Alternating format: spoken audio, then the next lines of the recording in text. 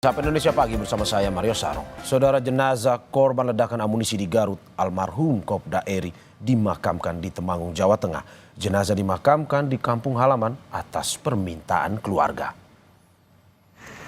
Selasa petang, jenazah almarhum Kopda Eri Dwi Piambodo dimakamkan di pemakaman umum Desa Kebumen, Kecamatan Pringsurat, Temanggung, Jawa Tengah. Prosesi pemakaman jenazah dilakukan secara militer oleh anggota TNI di kampung halaman almarhum atas permintaan keluarga.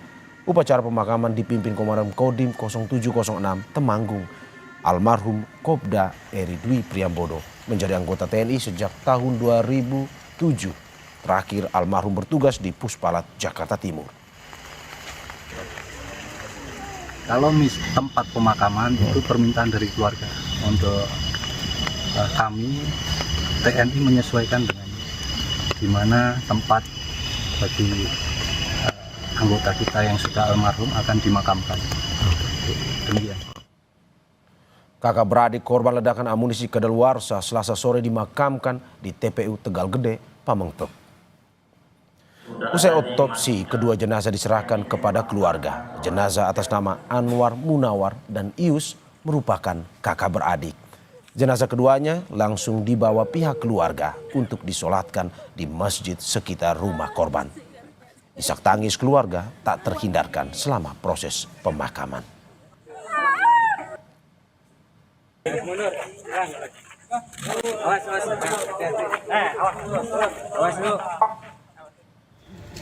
Sementara itu, Selasa malam jenazah Kolonel CPL Antonius Hermawan dimakamkan di kampung halamannya di Sleman, Yogyakarta. Jenazah Kolonel CPL Antonius Hermawan diserahkan keluarga kepada TNI Angkatan Darat untuk dimakamkan secara militer di pemakaman umum setempat tak jauh dari rumah korban. Kolonel CPL Antonius Hermawan, 3 prajurit TNI dan 9 warga sipil menjadi korban tewas akibat ledakan amunisi kadaluarsa milik TNI AD di Garut, Jawa Barat.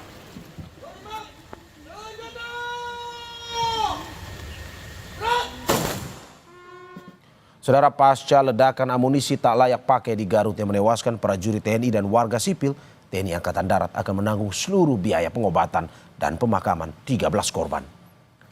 TNI Angkatan Darat melakukan investigasi terkait ledakan pemusnahan amunisi di Garut yang menewaskan 13 orang, terdiri dari 4 prajurit TNI dan 9 warga sipil. Kepala Dinas Penerangan Angkatan Darat Brigjen Wahyu Yudayana mengatakan TNI AD akan bertanggung jawab penuh untuk seluruh proses pengobatan dan pemakaman.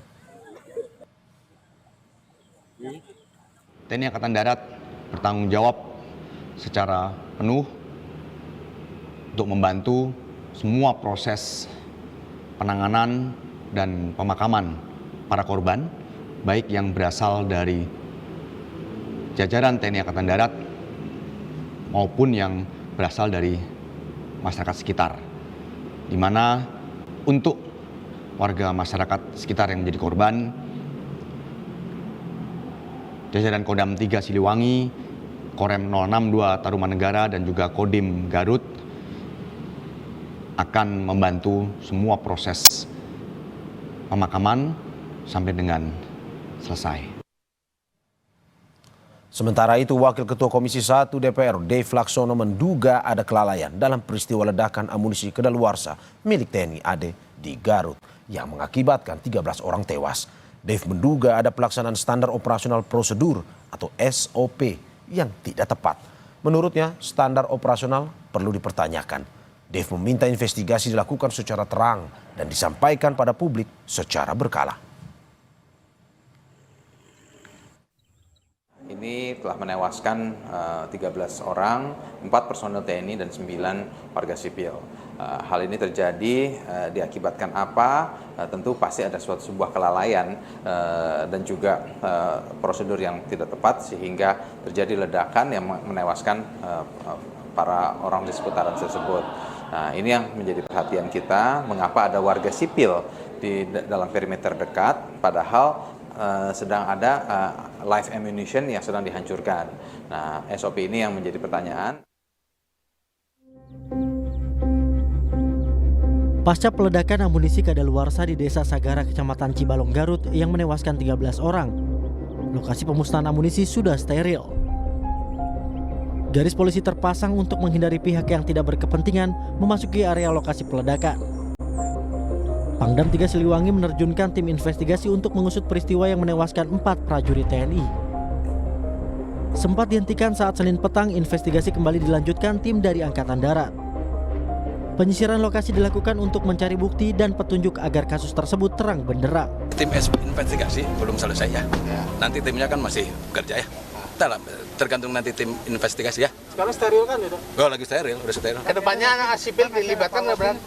Kedepannya dan nanti kita lihat ke depan, karena kan aturannya gue gimana gitu. Yang jelas investigasi nanti kita lihat.